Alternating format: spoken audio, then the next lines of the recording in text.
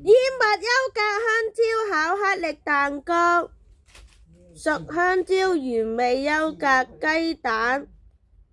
燕麥片、全麥麵粉、發酵粉、可可粉、黑巧克力碎片、砂糖香草精、植物油或者溶化嘅奶油。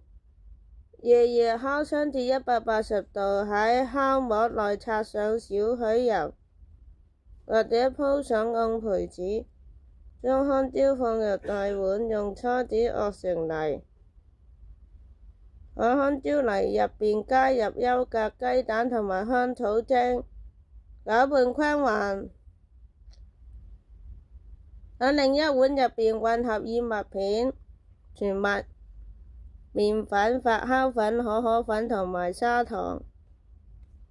將乾性材料加入濕性材料中，攪拌均勻，加入植物油或者溶化嘅奶油，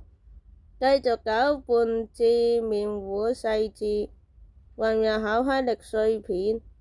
讓雞蛋更有巧克力風味，倒入預備好嘅烤膜，輕輕烤幾下以排除大氣泡，放入預熱嘅烤箱中烤約35到40分鐘，直到插入中心嘅牙籤乾淨為止。取出來放涼約10分鐘，再切鑊。待完全冷卻後即可享用。大家記得點讚同埋關注我哋。